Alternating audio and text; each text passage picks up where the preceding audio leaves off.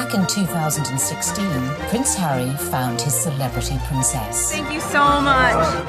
When Harry met Meghan, a fairy tale romance blossomed. I was beautifully surprised when I walked into that room and saw her, and there she was sitting there. I was like, okay, well, I really have to up my game.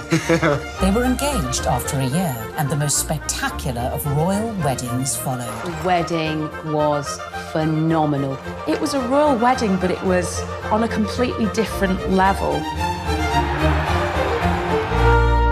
But then it all went horribly wrong. I thought that she could, not would, but that she could be trouble. From matrimony to misery. My British friend said to me, I'm sure he's great, but you shouldn't do it because the British tabloids will destroy your life. So how did Meghan Markle lose her sparkle? Bit of breaking news tonight, and the Duke and Duchess of Sussex have announced that they are carving out what they call a new role for themselves. And how did she go from media darling to public enemy number one? The scrutiny has proved too much and palace life too stifling. We chart the meteoric rise and dramatic fall of the royal couple. She verged on the political when she was talking about women's empowerment. The royals don't do that. As their dream turned into a nightmare. I never thought that this would be easy, but I thought it would be fair. They said their goodbyes, handed back their royal titles. You've got the most recognisable members of the royal family, international superstars, if you like, suddenly announcing tonight that they're going to step back as senior members of the royals. I mean, it is quite staggering news. And jetted off to Canada. The monarchy finds itself in a moment of turmoil, flux, and a genuine crisis. We ask, Meghan, where did it all go wrong?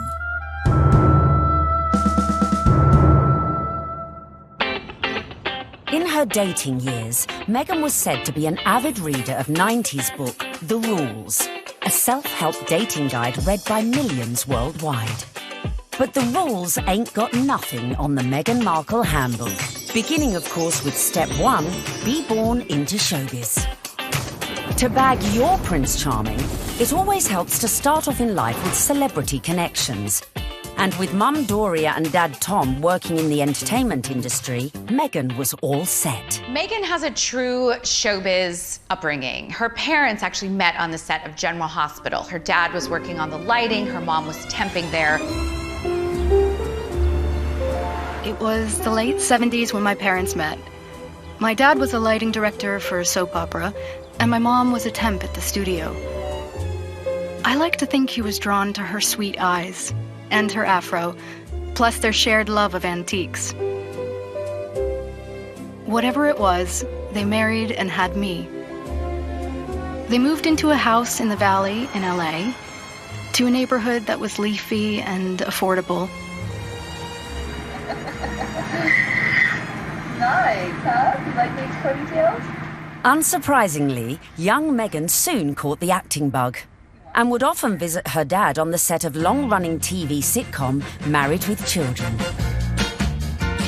Meghan had very much a showbiz upbringing. She would have been on set occasionally. She would have met famous actors and actresses probably from a young age, and understood that they were just people, and understood that there is a work that goes on behind the camera, because that's what her dad did. So she would have seen the reality of what it means to be famous from a very early age. Married with Children was, at the time, considered so risque, it was even boycotted by some viewers. So I grew up on the set of Married with Children every day after school for 10 years. I was there. Wow. I know. It's a very perverse place for a little girl who went to Catholic school, no less, to grow up. There were a lot of times my dad would say, Meg, why don't you go and help with the craft services room over there? This is just a little off color for your eyes. I wasn't allowed to watch it at home. I could watch the end credits, so I could give the screen a kiss when I saw my dad's name go by. I mean, they seemed very close as father-daughter, and I mean, she was a striking child. She was beautiful, and everyone would comment on how cute she was.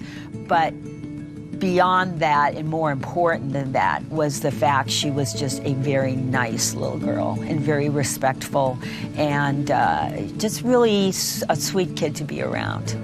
I think one of the things that Meghan possesses, which is so ideal for her current role, is a comfortableness, a level of ease in front of a camera. And part of that would have been because she was raised to see the other side of a camera. Like her future hubby, Meghan's parents divorced when she was little, and from age 6, she lived with her mother. But even if she didn't know it yet, with her immersion into the world of showbiz, little Meghan's journey to find her Prince Charming had already begun. As developing a social conscience from a very early age is step number 2. We all know royals love a good charity fundraiser and supporting important causes. So, to increase your chances of royal romance, get involved with a good cause from an early age. Although Meghan's parents were divorced, together they instilled in her a sense of social justice. My mom and dad came from little, so they made a choice to give a lot. Buying turkeys for homeless shelters at Thanksgiving, delivering meals to patients in hospice care, donating any spare change in their pockets to those asking for it. This is what I grew up seeing, so that is what I grew up being. A young adult with a social consciousness to do what I could and to, at the very least, speak up when I knew something was wrong. While still at school, unbeknownst to her, young Meghan was already learning one of the key attributes to being a princess: helping those less fortunate. She volunteered at a soup kitchen in one of the most impoverished areas of downtown LA. One day, after class, Meghan approached me and she said, "Tell me more about serving on Skid Row." I suggested that she visit the place where I had volunteered because I knew that she would be physically safe there. And she not only volunteered there a few times, but she continued to volunteer at this soup kitchen throughout her time at Immaculate Heart, which was through her senior year. Meghan always took it a step further, not just distributing food, but learning people's names, learning their stories, because that's where I think her compassion comes from, her connection with people. I think it's very important to know that her heart is in everything she does. I got this letter from one of the students who was in her group. This student was very shy, she was very unsure of herself, she was kind of a bit of a loner, and Meghan wrote her the most wonderful, loving note, even though Meghan was not her close friend at all. So I just like to read it, because this gives you a sense of, this is the real Meghan. So it goes, "Dear Michelle, you are so strong and so wonderful. Your courage in strength in times of hardships is as admirable as your optimism and friendly nature. I am so lucky to have you in my group and to be able to lead you on this adventure. Never stop sharing your beautiful spirit and always remember how special you are. I am here if you ever need me. I love you, Meghan." Meghan was already starting to make changes, but coming up, we see how her voice reached all the way to the White House. It just wasn't right, and something needed to be done. And then, in our step-by-step guide to bagging a prince, we reveal how getting to Hollywood... Any actress in America needs a huge breakthrough, and Suits was that show. Helped prepare her for her future role. I think it well equips her for the intrusiveness that accompanies being a member of the royal family.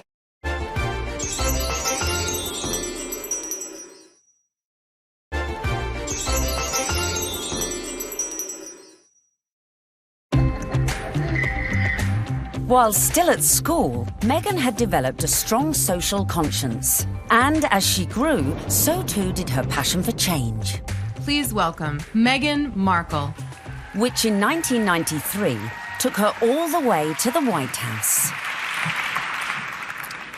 Well, good evening. That doesn't feel like enough, does it? It's just great evening. Maybe that's better. The fact that Meghan is interested in these causes, that's not new. It's not something that she's taken up after a life of celebrity, that she's suddenly found out that she needs to help people. It really started from the very beginning when she was just a little girl. So Meghan's first foray into activism came when she was 11 years old, and she and some classmates were watching commercials and analysing them for their social studies class. The gloves are coming off. Women are fighting greasy pots and pans with Ivory Clear. The tagline said, "Women all over America are fighting greasy pots and pans." 2 boys from my class said, "Yeah, that's where women belong, in the kitchen." I remember feeling shocked and angry, and also just feeling so hurt. It just wasn't right, and something needed to be done. My name's Meghan Markle. I'm 12 years old. Last week at my school, we decided to watch the news for social studies. While flipping through the channels, we saw a commercial for the new Ivory Clear dishwashing liquid. In the commercial, they said women are battling grease, meaning only women do dishes. This infuriated Meghan, and she went home, talked to her dad about it. Her dad encouraged her to write letters to various people. Meghan wrote to Procter & Gamble, the company who made the advert, to then First Lady Hillary Clinton, and to children's current affairs show Nick News, who sent a reporter to interview her. I don't think it's right for kids to grow up thinking these things, that just mom does everything. So I was wondering if you would be able to change your commercial to people all over America. Thank you, Meghan Markle. Incredibly, the 12-year-old's lobbying paid off. And it was roughly a month later when the soap manufacturer, Procter & Gamble, changed the commercial. The gloves are coming off. People are fighting greasy pots and pans with Ivory Clear. She had a sense that she could affect change, even though she was just one small person. She had a voice. If you see something that you don't like or are offended by on television or any other place, write letters and send them to the right people, and you can really make a difference for not just yourself, but lots of other people. Propelled into the limelight at such a tender age, as an adult, Meghan's passion to effect change would burn no less brightly and push her closer to the world of her prince-to-be. As some 20 years later, she would take on causes, some of which were close to her future beau's heart, such as becoming global ambassador for international children's charity World Vision, promoting sanitation projects in remote villages. Meghan's visits to countries like Rwanda, her focus on girls and women, all of these speak to her concern for female empowerment and really wanting to make a difference that way. You'll feel really good at the end of the day knowing that you've been a part of that. I gotta get these kids home. I'm gonna go take a picture with them. We all know that charity is a huge, huge thing for Prince Harry. He's been working with various charities for years, and it's something that's really close to his heart because of how important it was to his late mother, Diana. If you wanted to impress him, doing a lot of charity work would probably go down very well. But being charitable alone might not be enough to bag a prince.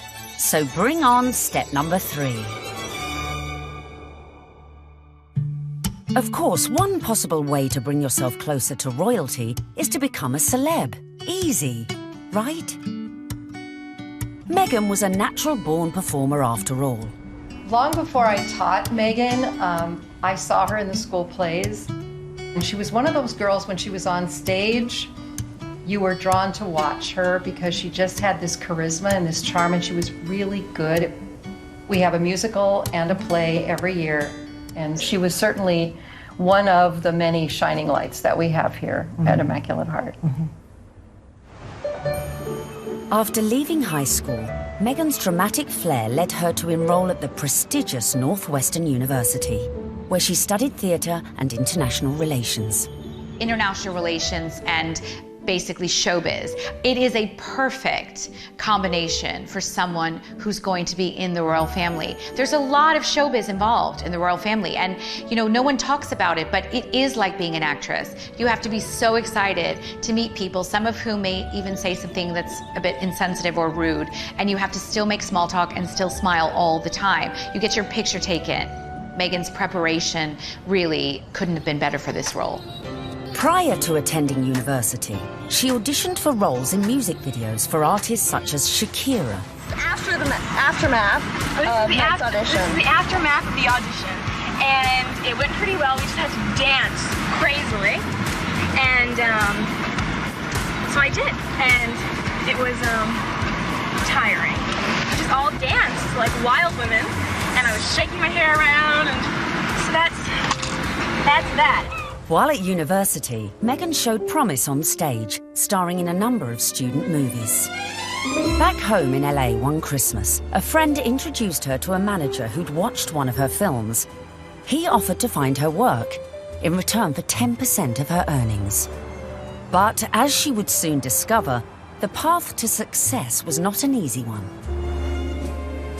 A young actor, actress trying to break into the business, it is not easy. My parents had been so supportive, watching me audition, trying to make ends meet, taking all the odds and ends jobs to pay my bills. I was doing calligraphy, and I was a hostess at a restaurant, and all those things that actors do. There's so many people out here who want to get into the entertainment industry. It's difficult. I had a beat-up Ford Explorer Sport that rattled like a steamboat engine in the morning. It was burning out. I had started to give up. It was tired and running on empty, going from audition to audition, just as I was. I mean, you really have to be very self-promoting, and you have to be willing to, you know, knock on doors and be very motivated and have good self-esteem, because you could get eaten alive out here. But Meghan remained determined to make it in Hollywood, despite the challenges along the way. I would drive to auditions and park at the back of the parking lot, far from the eyes of anyone who could see me unlocking the trunk and crawling into my car through its only feasible entry point. I would play it off, obviously, as though I was looking for something, reaching so deep for something that my car almost sucked me in to get it. Much like my experience in Hollywood, to be honest. Struggling, climbing hurdles, searching for something that I couldn't even see, and just reaching for it. By now, in her mid-20s, all Meghan had to show for her efforts were bit parts in TV soap operas, dramas, and the occasional movie. Fame was a distant dream. In 2006, she landed a job as a suitcase girl on the US version of quiz show Deal or No Deal, filming up to 7 shows a day. Meghan, open the case.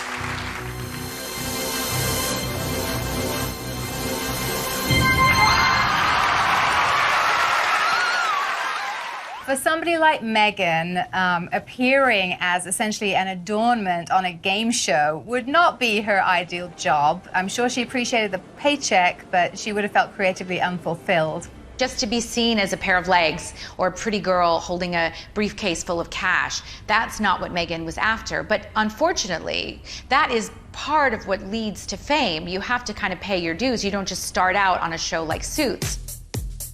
I would put that in the category of things I was doing while I was auditioning to try to make ends meet. I was the ill-fated number, which for some reason no one would ever choose. I would end up standing up there forever in these terribly uncomfortable and inexpensive 5-inch heels, just waiting for someone to pick my number so I could go and sit down. Meghan had connections, but they were limited. Her dad was a lighting director. He wasn't an executive producer. So Meghan had to pay her dues like a lot of other young, beautiful actresses today. Along with the fierce competition facing any young actress trying to break Hollywood, Meghan had a further challenge: her mixed-race heritage. It took quite a few years for Meghan really to be comfortable with her identity. Hollywood didn't help with that, and it must have been very hurtful and very frustrating for her at times. It's not easy making it in Hollywood if you're not blonde and typically, you know, the aesthetic look. And Meghan Markle was definitely struggling in her years trying to make it. I'm biracial. Most people can't tell what I'm mixed with, and so much of my life has felt like being a fly on the wall. And so some of the slurs that I've heard, or the really offensive jokes, or the names, it's just hit me in a really strong way. Being ethnically ambiguous, as I was pegged in the industry, meant I could audition for virtually any role. I wasn't black enough for the black roles, and I wasn't white enough for the white ones, leaving me somewhere in the middle as the ethnic chameleon who couldn't book a job. But Meghan's big break was closer than she thought. At one audition, a casting director advised Meghan to go for a more natural look. This would change her outlook forever.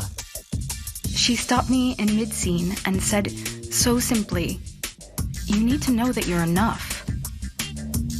She saw all that self-doubt beaming through the self-tanner and excessive blush. You need to know that you're enough. Less makeup, more Meghan. And that moment for me was a wake-up call.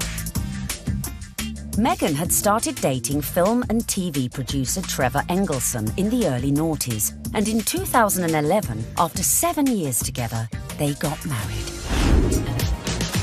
Coming up, the moment Meghan found herself in social circles that led eventually to Prince Harry. This was her journey. It started there.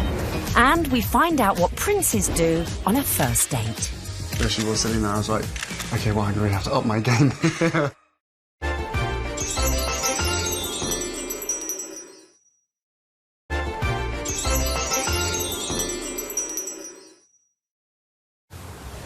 Bagging a major TV role isn't easy. But luckily for Meghan, her breakthrough was just around the corner.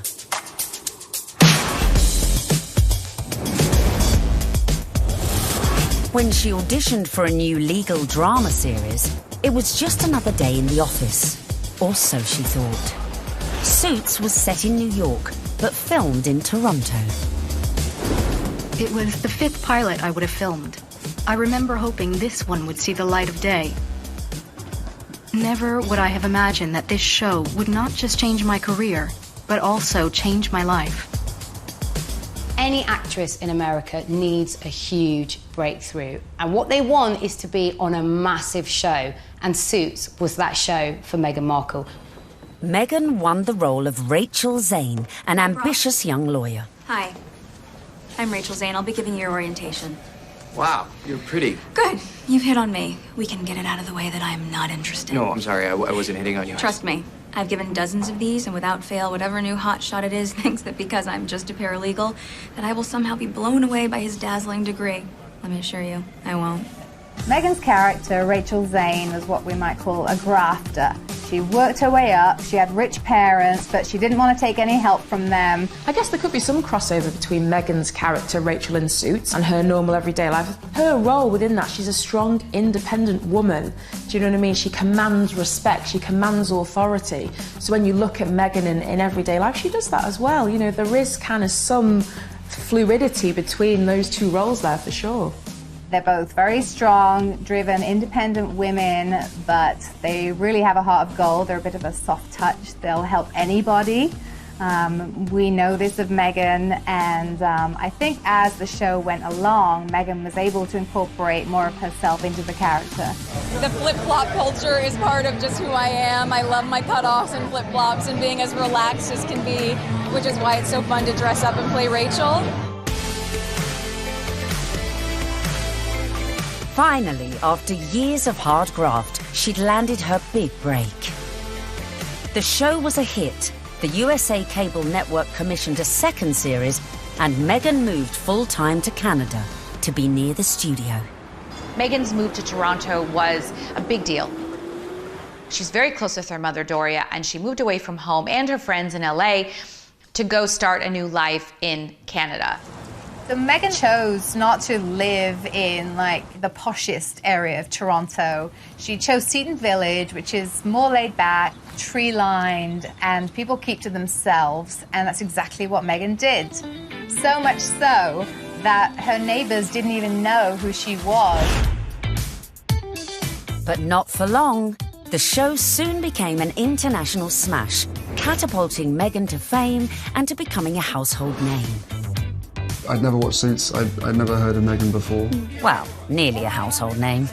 He had to say that. She was so sexy in it. He couldn't say, like, I've actually seen her, like, passionately kissing loads of guys. And I was like, yeah, I want to marry that.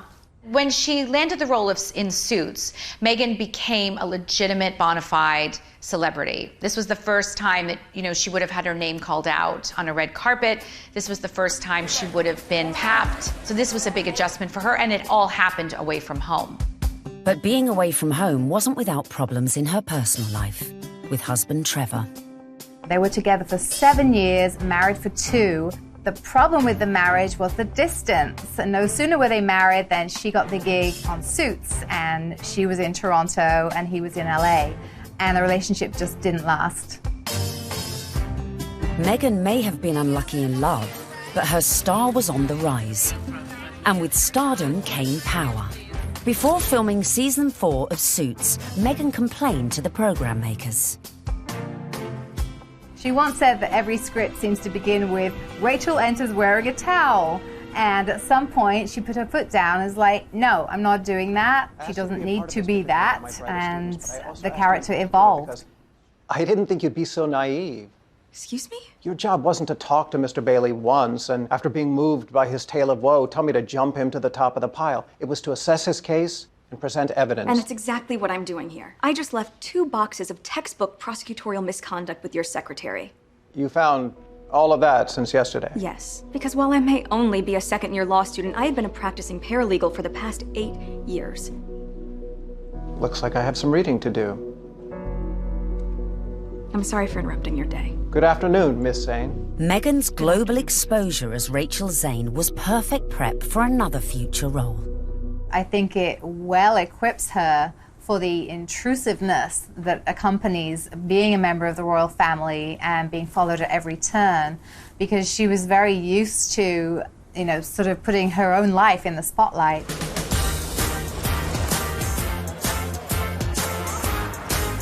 So, having been working hard on Suits and needing a well-earned break, Meghan decided to have a summer holiday in London.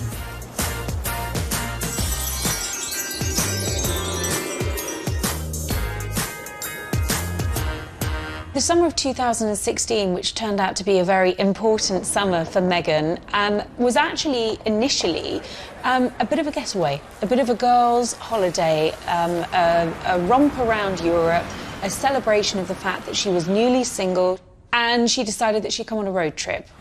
When she came to London, Meghan had a couple of girlfriends over here. Misha Nunu had opened up quite an elite circle of friends to Meghan. Among them was Violet von Westenholz, who was working for Ralph Lauren at the time as a PR, and had the opportunity to dress Meghan Markle in some outfits when she was doing some promotional work for Suits. And while they were dressing Meghan, she and Violet established quite a nice rapport, so much so that Meghan was invited into the VIP hospitality tent at Wimbledon that summer to watch her good friend Serena Williams play a game of tennis.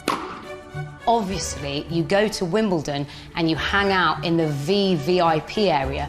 She was sitting in the royal box, pretty much. She was just close by. All the pictures have shown she's like an arm's throw away from Pippa Middleton. This was her journey. It started there. During this time, Violet is rumoured to have suggested Meghan might like her friend Harry. That's Prince Harry to you, who also just happened to be single. Amazingly, for a royal romance, it started on Instagram. And Harry had a look through Meghan's Instagram page. I was told Meghan had a look through Harry's Instagram page, and it was Violet who really had brought them together. She played matchmaker. Whoever set them up must be sitting there, literally patting themselves on the back. Can you imagine being the person that introduced them? Because it's like the best PR move ever. I didn't know much about him, and so the only thing that I had asked her when she said she wanted to set us up was, I had one question. I said, well, is he nice? Now, their first date is believed to be at Soho House in London. Meghan had strong ties to Soho House. She was a regular at the Toronto outpost and very good friends with Marcus Anderson, who is one of the directors of Soho House. Marcus Anderson cleared rooms and corridors so that they could meet completely in private without the risk of being spotted or photographed. I was beautifully surprised when I walked into that room and saw her, and there she was sitting there. I was like, okay, well, I really have to up my game. I'm going to sit down and and make sure I've got a good chat. They got to know each other over a bottle of rosé. They clicked, I was told, immediately over their joint passion for charity work, their love of philanthropic work, and there was an immediate spark. We met twice, back-to-back, 2 dates in London last July. Yes. Then it was, I think, about 3, maybe 4 weeks later that I managed to persuade her to come and join me in Botswana. What happened next was the stuff of fairy tales, as the couple embarked on a whirlwind romance. Harry and Meghan, they were both astonished at how quickly their relationship developed and how deeply they felt for one another almost from the get-go. I think perhaps a sign that things had gotten off to a good start and were actually really accelerating rather quickly in terms of a royal romance was when Meghan started referring to Harry as Has to her friends, and he was affectionately calling her Meg to his. Though originally worlds apart, they had much in common after all, both with divorced parents, both famous, and sharing an interest in the developing world. It was one of the first things we started talking about when we met, was just the different things that we wanted to do in the world and how passionate we were about seeing change. I think that's what got date 2 in the books, probably. That's true. Plenty to talk about. And date 2 quickly led to their first trip away together, a mere month later, on safari in Botswana, a country close to Harry's heart after first visiting following his mother's death 19 years earlier. We camped out with each other under the stars. We spent, she came and joined me for 5 days out there, which was absolutely fantastic. So then we were really by ourselves, which was crucial to me to make sure that we had a chance to get to know each other. A secret long-distance relationship then ensued, with the occasional clue, such as the couple being separately pictured wearing matching blue bracelets, and the odd tantalising social media post. But it wasn't long before the couple went public. So the next step to bagging a prince is perhaps the hardest: the engagement.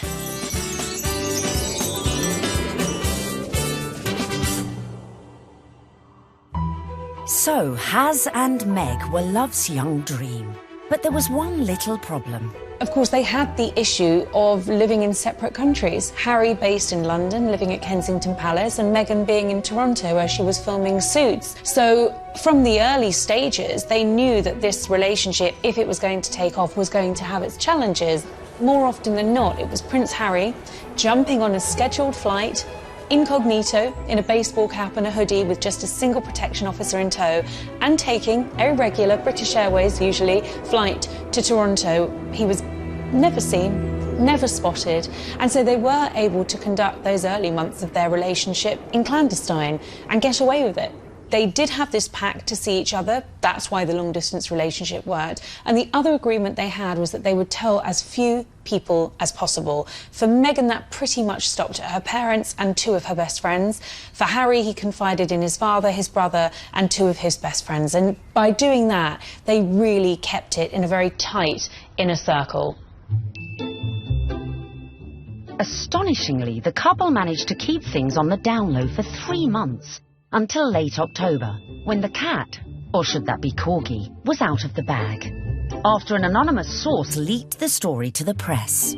Well, I can't say much about how the story came about, apart from that the information that he was seeing Meghan came to light. And what was interesting in that circumstance, covering a story like that, is normally a name might be mentioned linked to Prince Harry and you wouldn't know who they were, and you'd have to try and research them, and you might not find very much online because they're a private individual. Of course, in Meghan's case, there was reams and reams of information about this American actress with illustrious history, not only of starring in shows like Suits, but also with this huge charitable side to her, and the fact that she had been involved with the UN and everything became apparent. So really, you have a one-fact story like that and it breaks, and the rest of Fleet Street is then playing catch-up. And it was then after the story broke that you found descending on Meghan's house, chasing after anyone that ever knew her, chasing after family members.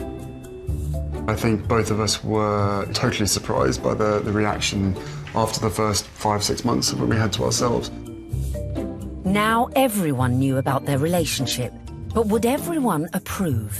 Especially Harry's inner circle of trusted friends. Well, I think initially some of his friends were quite surprised, but they also welcomed her, and by the March of 2017, Meghan was invited to his best friend's wedding.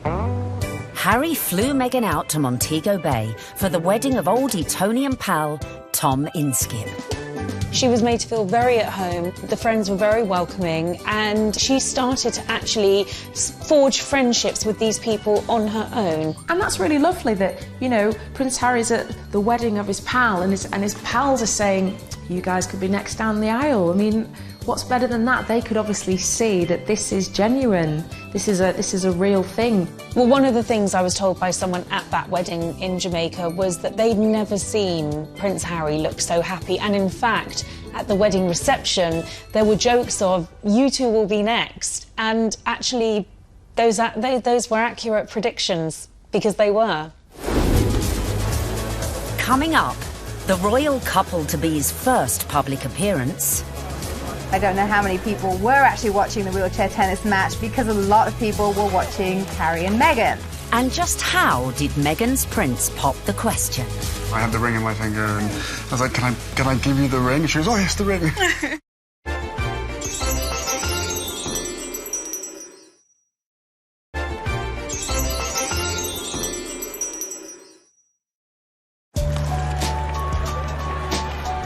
In September 2017, Meghan and Harry made their first public appearance together at the 3rd Invictus Games in Toronto.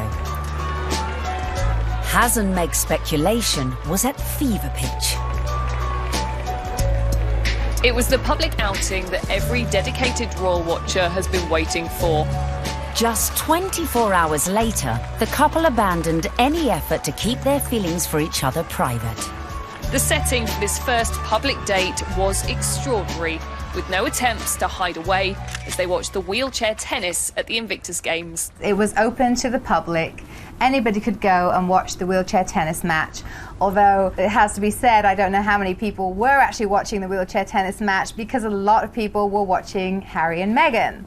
They were very touchy-feely, they were laughing together, staring into each other's eyes, whispering sweet nothings into each other's ears. It was everything that their adoring fans had wanted. I remember when I first heard that Harry and Meghan going out, it kind of almost came from nowhere. Do you know what I mean? That the whole process was very, very quick, it seemed, in comparison to kind of conventional relationships. But, I mean, come on, this isn't, you know, a normal relationship by anyone's standards. It's, you know, a prince, you know, and a Hollywood actress. Harry and Meghan were now well and truly in the public spotlight. But after 16 months of dating, Meghan got her private moment. While staying with Harry at Nottingham Cottage, his 2-bedroomed home set within the Kensington Palace estate, Hazza popped the question, and Meghan said yes. This afternoon, Prince Harry and Meghan Markle stepped hand in hand into the sunken garden at Kensington Palace. Step number 5 was done. The ring was on it. This was the news the world had been waiting for. Meghan mania ensued, only fueled by a picture-perfect photo call on the 27th of November 2017. Harry, when did you know she was the one? The very first time we met. What struck me most on the engagement day was how calm, considered, sophisticated Meghan was. I'm so happy. Unlike other royal fiancés before her, Meghan had her Hollywood training to give her all the poise she needed and was quite at home in front of the cameras. You guys, thank you so much. I was reminded of the days when Prince Charles and Princess Diana came out on their engagement day and how awkward and inarticulate it all was. And I suppose in love. Of course. Whatever in love means. It didn't have the right feel to it. And even when Catherine and William became engaged, Catherine seemed very, very nervous. No, it's very important to me, and I hope we'll be able to have a happy family ourselves. Straight here, please. Not so Meghan. She was the one who seemed the least nervous of the lot.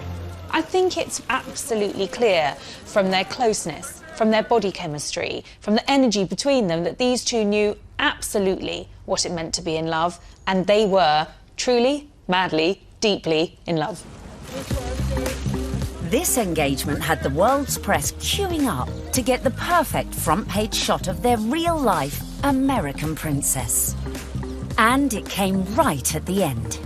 The real picture is the one where they think they're out of view and they put their arms round each other's waist. Very unroyal and very lovely. And it would seem the look Meg chose for this all-important announcement came from one of our very own royal watchers. There's a really funny story about me wearing a particular coat, a particular pair of shoes and a dress and visiting Buckingham Palace where I met Prince Harry and Prince William. About 3 weeks later, the biggest story of the year, Prince Harry announces that he's marrying Meghan Markle, and she happens to be wearing exactly the same outfit as me. So, one of two things happened. Either Prince Harry saw what I was wearing and thought, I definitely want my bride-to-be to look just as good as this girl, as if. Or Meghan Markle was somewhere on the grounds and really rated my outfit. Then came the pitch-perfect press call, where an uber-relaxed Meghan discussed the couple's courtship. The one thing that fascinates me about this is the fact that she is a product of Hollywood, product of television, product of entertainment, and therefore there's a sort of ease in communication, and there is an inbuilt knowledge of what the media are trying to get at. It was definitely a setup. It was a blind date. This was a world with which Meghan had been familiar before she met Harry, and her ease was there for all to see. Because I'm from the States, you don't grow up with the same understanding of the royal family, and so while I now understand very clearly, there's a global interest there. She's different because she represents the global world we're in, the fascination we have in America, the fascination we have in celebrity, diversity, and she's a very strong woman. Just an amazing surprise. It was so sweet and natural and very romantic. I had actually been told by one of his friends that he had planned to pop the question in Botswana. For whatever reason, he didn't. It happened a few weeks later while they were at home at Nottingham Cottage roasting a chicken. Utter domestic simplicity and bliss, and incredibly romantic. He got on one knee. As a matter of fact, I could barely let you finish proposing. I was like, can I say yes now? She didn't even let me finish. She said, can I say yes, can I say yes now? And then there was hugs, and I had the ring in my finger, and I was like, can I give you the ring? She was, oh, yes, the ring.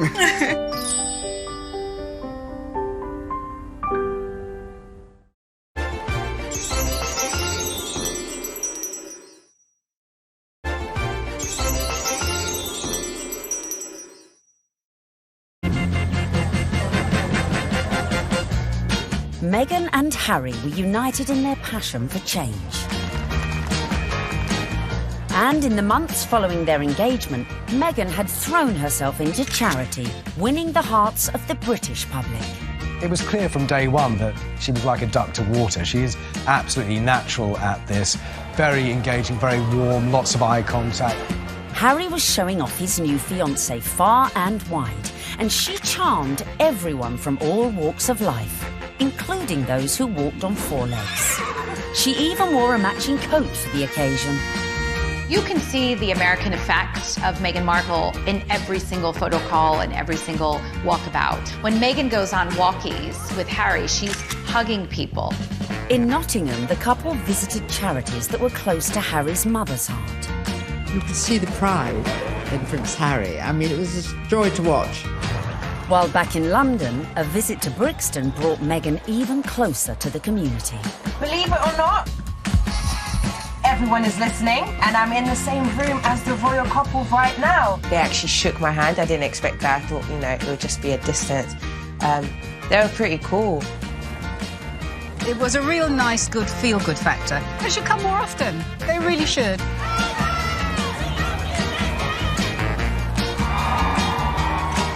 Slowly but surely, the British public was falling in love with our Meg. But would this be the case with the in-laws? The next step in Meghan's journey would be getting to know the firm. And the hotly debated topic of her background was never far from the fore. You be Harry, and I'm gonna be the, Queen Elizabeth, since I got this on, right? And you telling me about your girlfriend, okay? Hello,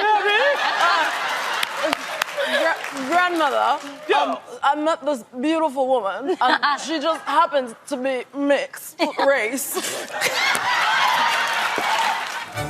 Step 6 in our guide to bagging a prince is charming the in-laws.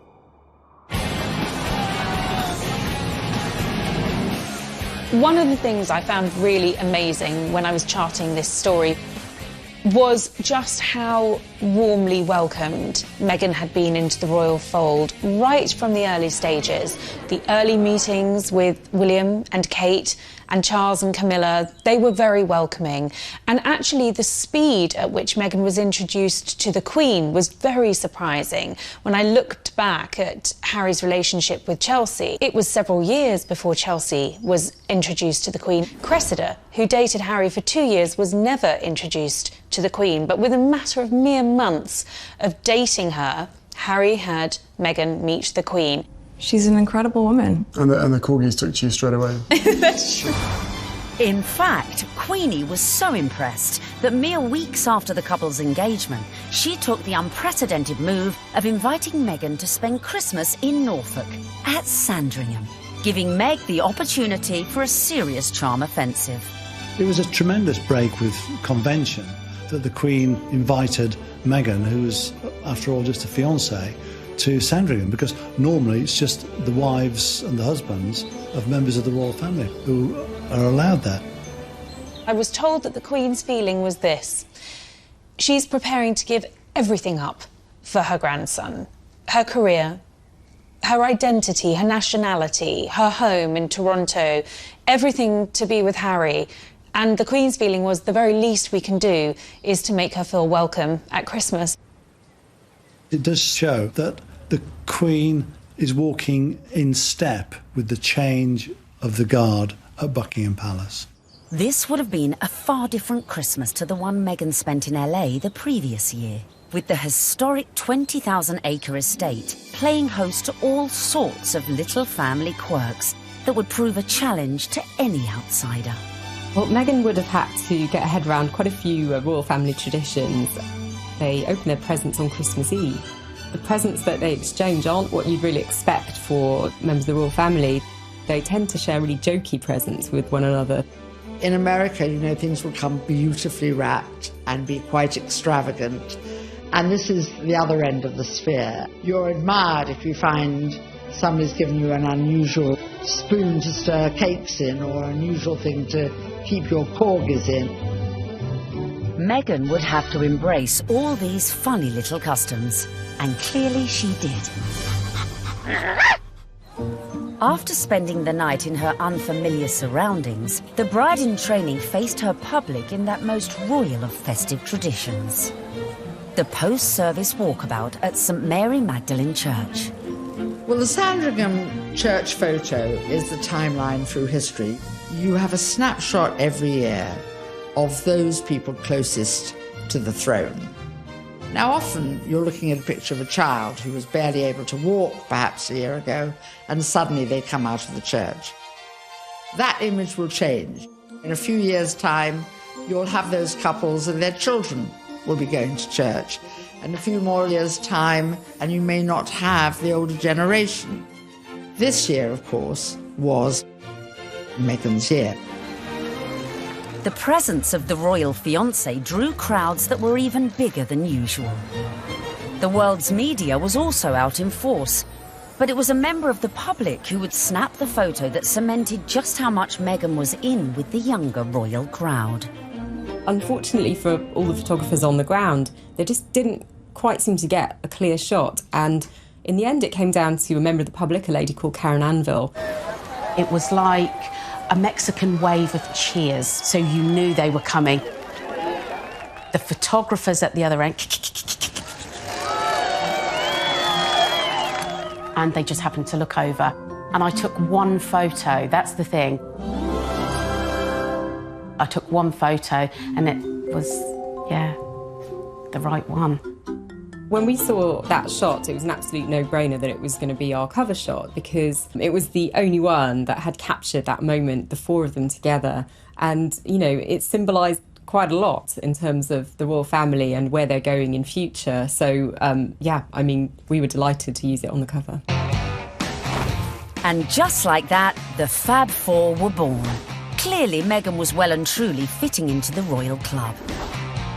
Just like the Queen, it seems the rest of the family were equally charmed by Harry's beau from across the pond. Another tick for Meghan. William was longing to meet her, and so was Catherine. And Catherine's been absolutely wonderful, amazing, as is William as well. You know, fantastic support. And then my father as well. We had a handful of teas and meetings, and my grandparents as well have been wonderful throughout this whole process. She found herself a true fan in the Duke of Edinburgh, and he was apparently hugely impressed with how well-read Meghan was. Meghan was now in with the in-laws. But coming up, events were to turn increasingly tricky. Dealing with critics from near... I think she's trouble. Because of her background, I thought that she could, not would, but that she could be trouble. And far. I think the very fact that Samantha wanted to do a book called The Diary of Princess Pushy's Sister implies that maybe she was not over fond of her younger half-sister.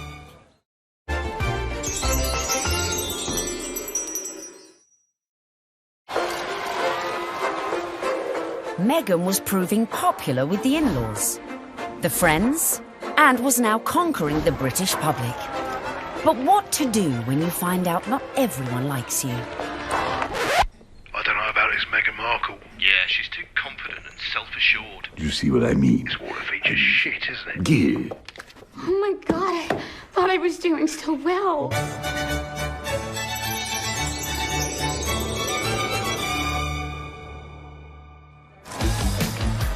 When the news that Prince Harry was dating an American actress first came out, I think that the reaction amongst the British public especially was equal parts excited and disapproving, because she's not British. From the very moment Harry and Meghan's relationship had broken in 2016, much of the press inevitably had gone raking through Meghan's past. They made it sound as though she had grown up in like the slums of LA, like riddled with like gangsters and drugs.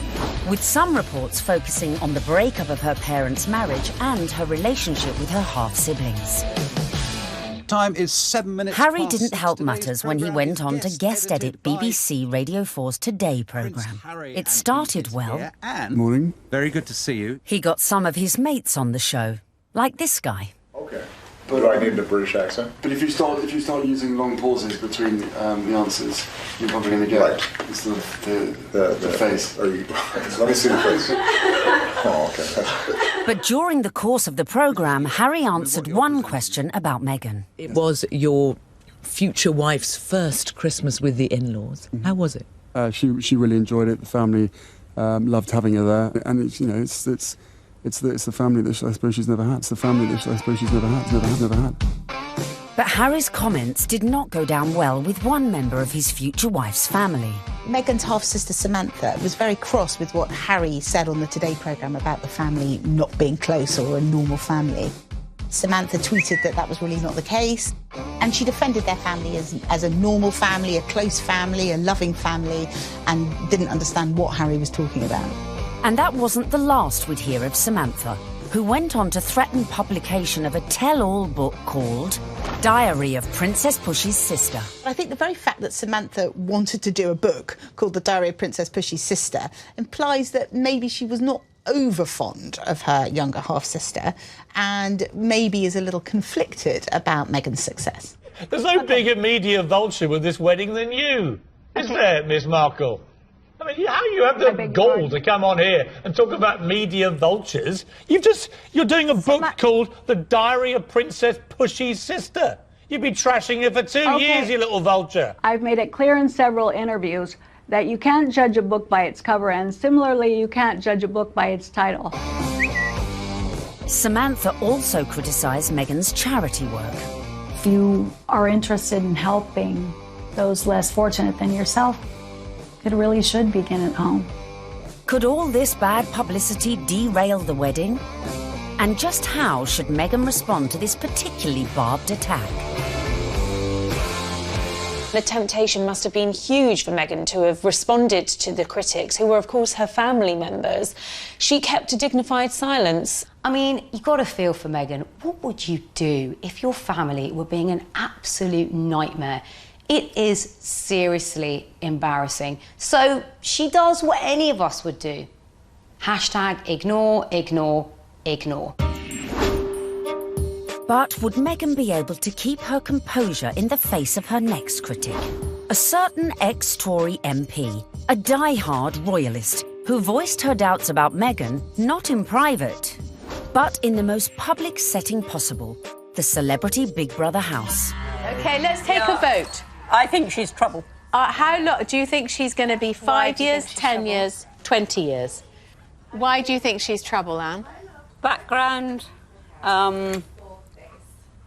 attitude, I worry. She's older than him? She's been married before? Yes. I add it all up and I'm uneasy. But there we go. Quite frankly, I was shocked when Anne Widdecombe said that what she said. I mean, I've always thought that she was a sensible woman. She seems to be jumping to conclusions without looking at any evidence. The ex-minister's comments sent the Twitter sphere into meltdown. When I was on Big Brother, I was called every ick and every ist going. I was homophobic, xenophobic, racist, sexist, misogynist. Nothing I said could have been remotely construed as racist by any sensible observer. I mean, all I said was I thought that because of her background, and I was thinking of freewheeling Hollywood background, you know, former marriage, all the rest of it, that because of her background, I thought that she could, not would, but that she could be trouble. She had, I think, the older generation's view of this is an outsider, a foreigner coming into a very British organisation, almost, you could say. How is that going to work?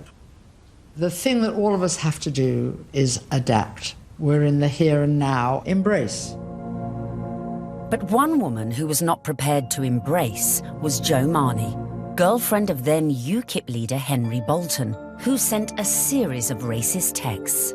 Even then, Meghan kept quiet. The royals' mantra is often put up, shut up. You can't be seen to always answer back. You do have to put up at points. So actually her approach, maintaining that dignified silence, not justifying or even giving any credence to these claims, some of which were really quite unpleasant, well, it was a very royal approach to things. Look, Meghan is showing the makings of a true princess. You've got to have that decorum. You've got to, on some occasions, actually, you know, keep silent and pick your battles. Even more flack came Meghan's way when she took to the stage with her potential prince, his brother and Kate at the Royal Foundation in February 2018. People say, well, you're helping women find their voices. And I fundamentally disagree with that because women don't need to find a voice. They have a voice. They need to feel empowered to use it. and people need to be encouraged to listen. And I think there is no better time than to really continue to shine a light on women feeling empowered and people really helping to support them. She verged on the political when she was talking about women's empowerment, and it was all a bit Me Too-ish. The royals don't do that. And indeed, the day that the royals start engaging in political causes is the day you get a lot of controversy. There is a very good reason why the royals stay off politics, and it's to avoid precisely that. Not everyone shared Anne's view. It's refreshing because she isn't saying things that are incredibly controversial that we actually wouldn't stand by or back or believe in. These are really important points, important issues that she's raising, especially when she's touching on feminism. But was Meghan risking her relationship with the royals and the public? She's clever. She's using her voice in a good way, and she has actually been backed by the palace. But still the criticism came, and the palace had to release a statement defending her. Was this one step too far? This is the first time that we've heard anyone associated with the royal family talking about those campaigns. The Kensington Palace stressed that it would have been impossible for Meghan to talk about issues surrounding female empowerment without talking about those campaigns. Well, I think that by touching on the Me Too campaign, Meghan probably knew that there was going to be some kickback, and indeed there was. But actually, she got far more people saying, this is great, this is what the royal family needs to be doing more of. Phew. Looked like Meghan had found just the right balance to please the palace, her people, and most importantly, her prince. So, next step in our guide, embrace your prince's religion. She signed up to the Church of England, of which the Queen is supreme governor. And exactly 100 days after her engagement announcement, Meghan was baptised in the chapel of St James's Palace by the Archbishop of Canterbury. It was very special. It was beautiful, sincere, and very moving. It was a great privilege. Although she had attended a Catholic school in LA, Meg had a Protestant background. Her father was a member of the Episcopal Church of the United States. It would not have been an enormous step, to get baptised, but it was a big step in a way. But I think out of deference to the Queen and to her very strong faith, it sort of tidied things up, and it augurs well for the future because she will have to attend many, services in Church of England cathedrals. Coming up, Meghan's headed ever nearer to that chapel of love, but the journey would become increasingly problematic. With a guest list to organise. Have you got an invite to the royal wedding? Have I? Yeah. Not that I know. And dramas coming thick and fast from her very own family. All of a sudden, his health isn't good, and he can't come to the wedding. Dun dun dun!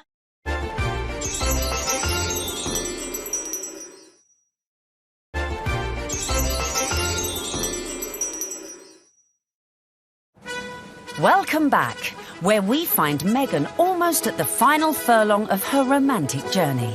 But managing your wedding carefully was not to prove so easy for our Meg. First hurdle, the date. The wedding of Prince Harry to Meghan Markle. The date, the 19th of May 2018. Recent royal weddings had all been held on weekdays, but not this one. I think that they thought, we want people to enjoy this, so why not do it on a Saturday? And if you think about most weddings that you and I go to, they're at the weekend. So why wouldn't you follow suit? But there was one reason to avoid that Saturday. It had already been announced as the date of the FA Cup final. As president of the Football Association, Harry's brother Prince William was expected to take his usual place in the royal box at Wembley. And millions more were looking forward to watching the game on TV. I think my wife will probably want to see the royal wedding. So what I'll probably do, I'll probably leave her on her own, maybe with some of her friends. I'll go somewhere else where like-minded people want to watch the FA Cup final. I would so prefer to watch a royal wedding, not interested in football. Harry and Meghan solved the problem for TV viewers. They announced that their ceremony would begin at noon, several hours earlier than kick-off time.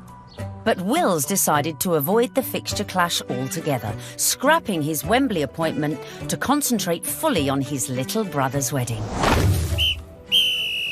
Next hurdle, the tricky protocol of who to invite to a royal wedding. Have you got an invite to the royal wedding? Have I? Yeah. Not that I know of. Would you like to go? I want them to be happy. I really want them to be happy. They look like a lovely couple. Meghan Markle did say you were a divisive misogynist. Well, I still hope they're happy. It was a source of quite a lot of amusement for comedians in the US who like to take every opportunity they can to poke fun at him. So Donald Trump is mad because Prince Harry didn't invite him to the wedding, to the royal wedding over there in England. I don't even know why. I don't know why you mad. You shouldn't even be surprised, Donald. Don't nobody like you. The apparent decision to snub the US president may have been a source of jokes for comedians. But according to some sections of the media, it was also a potential embarrassment for the Queen. Could this dash all Meghan's good work? Especially in light of reports that the couple had invited Trump's predecessor, Barack Obama, a friend to them both. But as Harry and Meghan's wedding was a non-state event, that meant the couple could pretty much invite whoever they wanted. This is not a state occasion, this wedding. He can invite his friends and Meghan's friends. He doesn't have to invite Trump. It's as simple as that. So the date was set, the invites were out, the corgis were brushed, and all was looking rosy for the big day, and for Meghan to finally become Mrs. Prince Harry. Until... That week lead up to the wedding was like watching an episode of EastEnders. It was an extraordinary week, completely overshadowed by the debacle over Mr. Markle. We were told that Thomas Markle would be walking his daughter down the aisle. In fact, a story that broke the weekend before in the Mail on Sunday undid all of that. Thomas Markle was revealed to have been staging fake pictures for the press to bolster his image pre-wedding for the reported sum of $100,000. First of all, the pictures are leaked. Her dad is posing for pictures with paparazzi. Such was the embarrassment Mr. Markle felt he'd caused to his daughter that at the 11th hour he pulled out at the wedding. It got so confusing. It was like, is he going to be coming to the wedding? Isn't he? Meghan, I was told, was utterly heartbroken. She said that she forgave him for the photographs and she wanted him there to walk her down the aisle on the big day, and he agreed that he would do it. Until... all of a sudden, his health isn't good and he can't come to the wedding. Dun, dun, dun! Thomas Markle said he felt that the heart attack had probably been brought about by his son writing an open letter in one of the tabloids, basically telling Harry that it wasn't too late to get out of this wedding and that his sister was nothing but trouble. The whole of the country was talking about this. What is going to happen? And then finally, we had a statement. It was a roller coaster of emotions, in fact prompted Meghan to issue her very first solo public statement, and very tellingly that statement began with the word sadly. Must have been really difficult because in the end, you know, it was announced that her father wasn't be coming. Added to that, parts of the family just descended en masse without an invitation. Former sister-in-law Tracy Dooley, that's ex-wife of the half-brother who just trashed Meghan in a letter, jetted into Heathrow with sons Tyler and Thomas, plus a shed-load of baggage, in every sense. There's more likelihood that I would have got an invite. They turn up, got all the suitcases, you see them having their pictures taken in the airport, you're thinking, what is going on here? Because apparently they either think they're going to get a last-minute, you know, somebody cancelled, you can come to the wedding now, or they're just going to make money off the British media and do loads of interviews. It's all about the...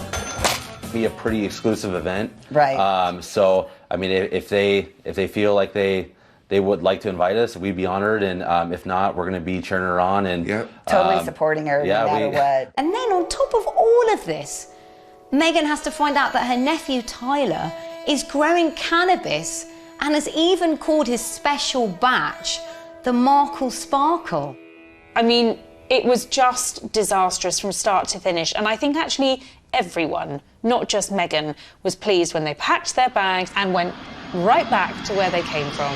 Cue an epic sigh of relief at the palace. Despite all these problems, the wedding stayed on track, which brings us nicely to step 11.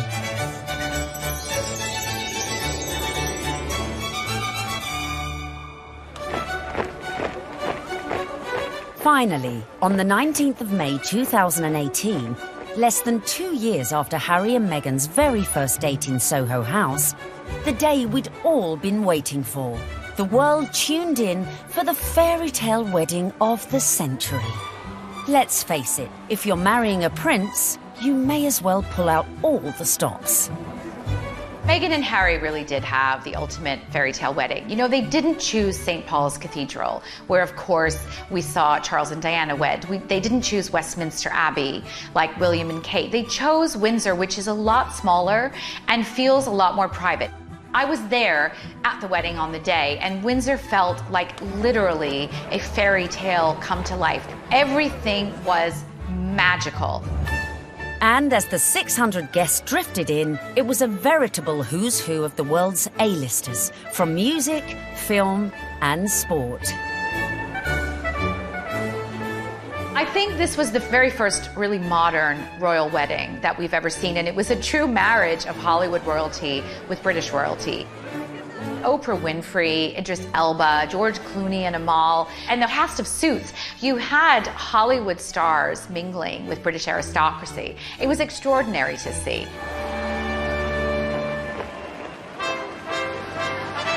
By the time HRH arrived, the atmosphere at Windsor was electric, with 200 representatives from the Prince's charities among the 2,640 cheering onlookers.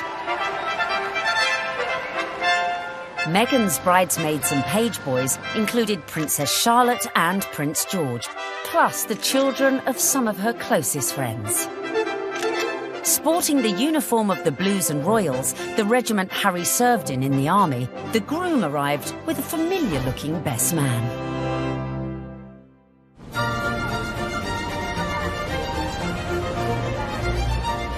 Right on cue, Meghan arrived with Mum Doria in the Queen's Rolls-Royce Phantom 4.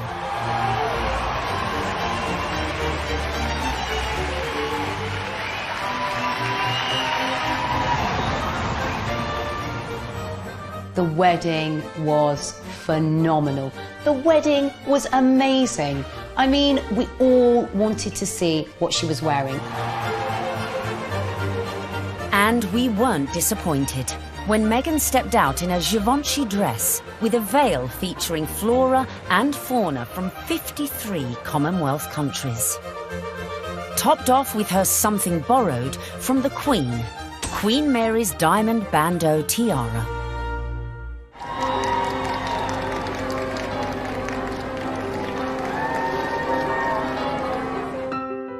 But with an absent father, who would walk Meghan down the aisle?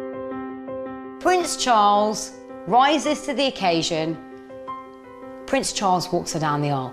It's amazing. Hashtag the power of love. Hashtag love survives. When you saw it on the day, it felt like the right thing to do. It was a wonderful way of Charles saying, welcome to the family, and actually of Meghan showing the world just how close she already is to her father-in-law. Meghan had successfully won over her in-laws, and here it was on display for all the world to see.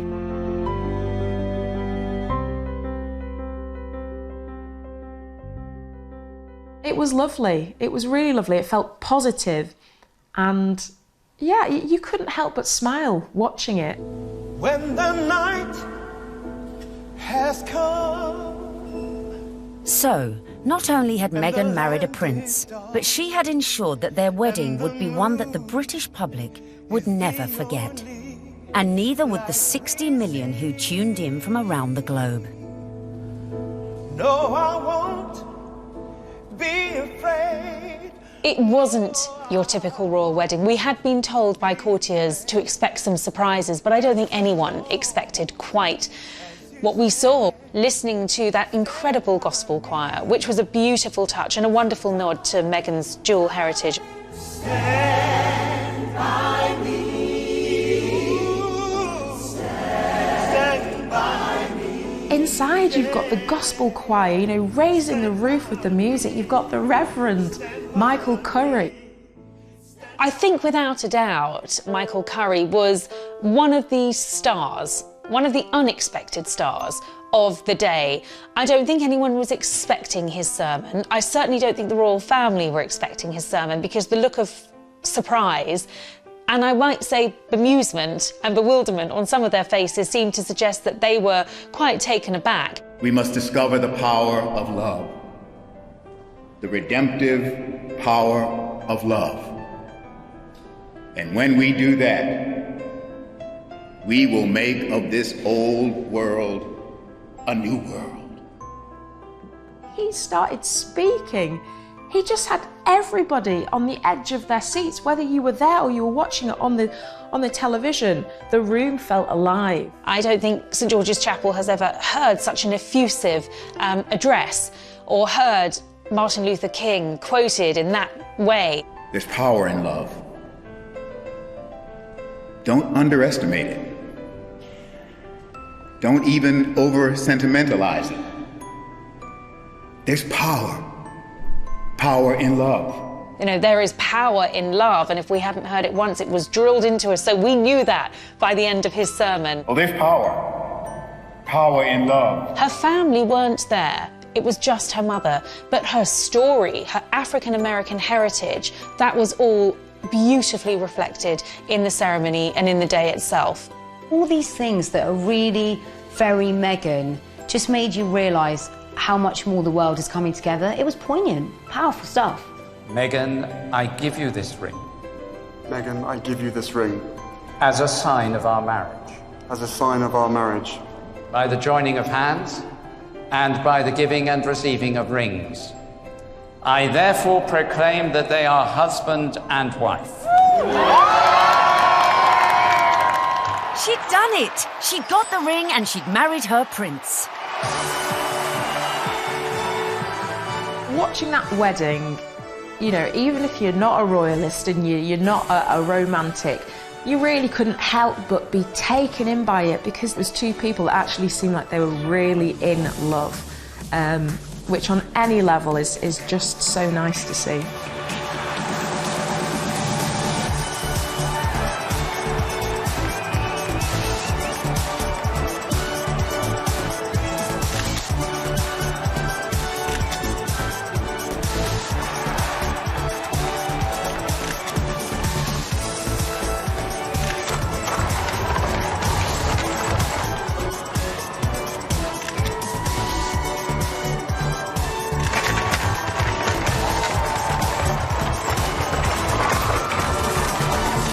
But the party was only just getting started. Serena Williams playing beer pong. I bet she aced it.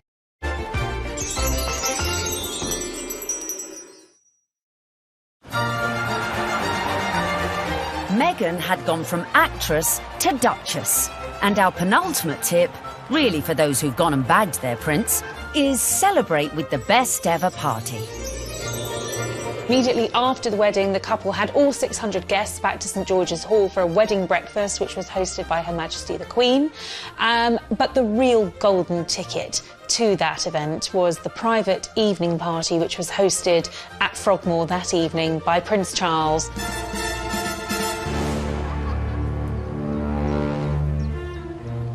We saw, of course, Meghan's dress for the after party, which was by Stella McCartney. She looked glamorous. Harry looked like James Bond walking out of the palace to get into their vintage Jaguar. This was a very modern, sexy, gorgeous couple. We saw the couple speed away in that beautiful blue E-Type Jaguar. Meghan resplendent, it has to be said. Harry looking more James Bond than Prince Harry.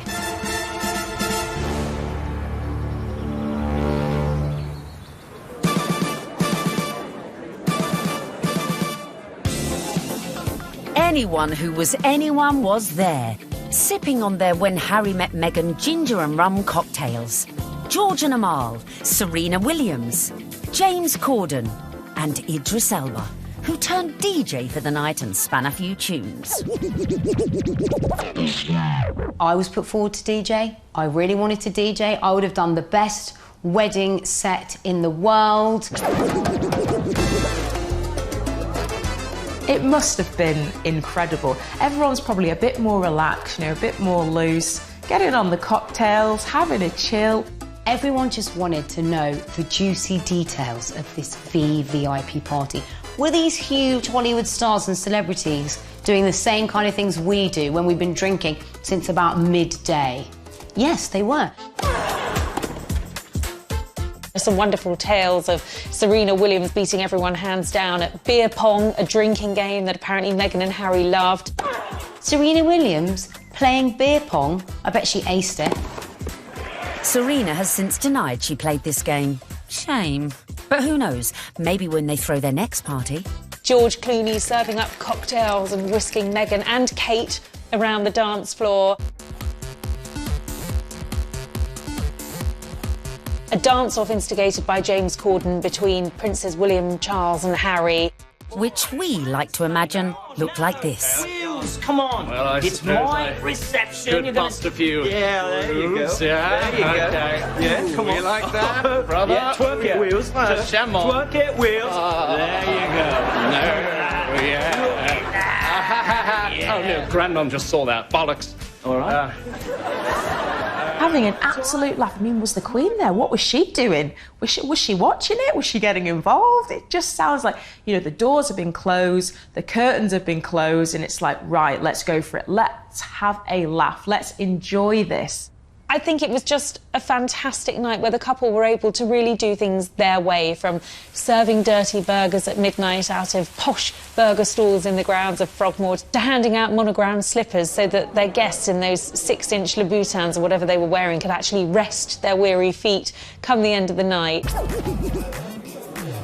And if you want to ensure you throw the best party ever, be like Meghan and make sure your guests leave their phones at the door so you can let your hair down without any sneaky snappers. You don't want a repeat of the dramas of a previous royal wedding. 10 years earlier, the same venue had hosted the wedding reception of Harry's cousin, Peter Phillips, and his wife, Autumn Kelly, who provoked a scandal when, unbeknownst to most of the guests, they sold photos of the private bash to Hello magazine for £500,000. Generally, what happens in the private do's stays in the private do's. There are no cameras there, or none of our cameras are there. So what happened with Peter and Autumn's wedding is controversial and unusual. The junior royals host a wedding ceremony, which is where they're supposed to be the private situation, the most private the royals are ever in, inside their own home, for goodness sake. And they thought this was just photographers at a wedding and happily posed and grinned away. And then were quite amazed in a couple of weeks afterwards to see 59 pages of a Hello supplement dedicated entirely to things that they thought were private family shots. I think it went down like a lead balloon with many members of the royal family. Luckily, Harry and Meghan's wedding reception went off without a hitch, but with a bang. One of my favorite details about the whole thing is that Harry and Meghan snuck away at the after party. They went off to be together. And I think that speaks a lot about this couple. They are, above everything else, madly, genuinely in love with each other. Which leads us beautifully into the final step of our Bag of Prince guide. Live happily ever after. What will we see next? I think we will see them both just dive into work. I think there's a feeling about the two of them that they don't want to hang around. They want to get involved with their charities. She seems to be a woman with a mission, and I don't think it'll be long before we hear exactly where she's going to focus her energy.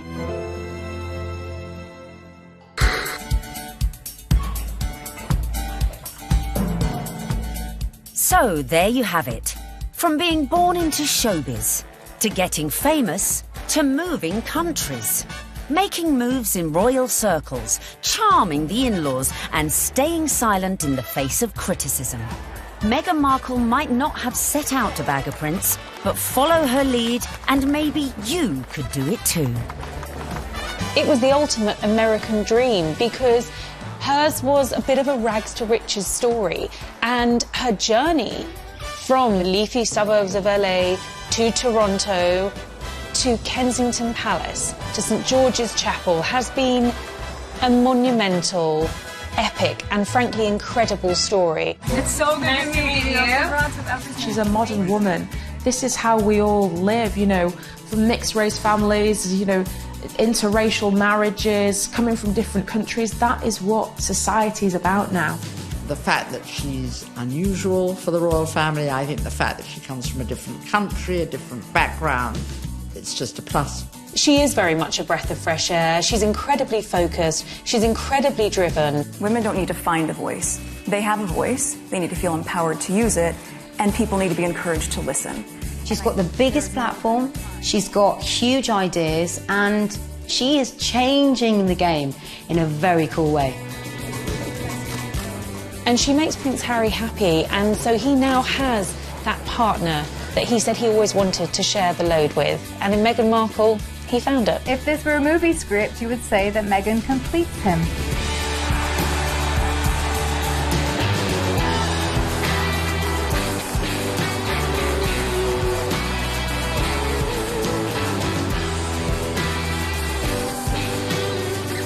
It's an incredible rags to riches story. It's amazing. I'm so jealous. But no one's jealous now, because what started as a fairy tale soon became a nightmare. Firstly, the couple went to war with the press, incensed by criticism, like her flaunting her baby bump.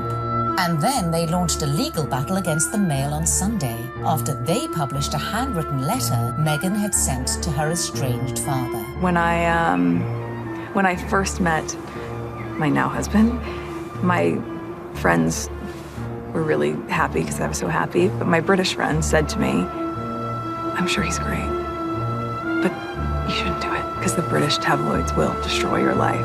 Next, Harry and Meghan got flack for spending nearly £2.5 million of public money upgrading their official residence, Frogmore Cottage. They have no plans to give up their royal home here in Windsor. It's called Frogmore Cottage, although in truth it's more of a mansion after a £2.5 million facelift paid for by taxpayers. Their son Archie was born in May 2019, and the first signs of a royal rift were spotted when he was not given a title, instead being referred to as just master. More press criticism followed when the couple decided to use a private jet to take them on holiday. Finally, the bombshell. The couple stepped back from their royal duties, handing over their titles and jetting off to Canada, as Harry explained at this after-dinner speech. The decision that I have made for my wife and I to step back is not one I made lightly. It was so many months of talks after so many years of challenges. And I know I haven't always gotten it right, but as far as this goes, there really was no other option. You've got the most recognisable members of the royal family, international superstars if you like, suddenly announcing tonight that they're going to step back as senior members of the royals. I mean, it is quite staggering news. Harry and Meghan have gone from the wedding of the decade to leaving the UK and the royal family behind in just under 2 years, with Meghan making her very last public appearance here at the Commonwealth Day service. How could such a fairy tale descend into such misery and acrimony in such a short space of time? I never thought that this would be easy, but I thought it would be fair. Who could have imagined that what started so well could all go so horribly wrong?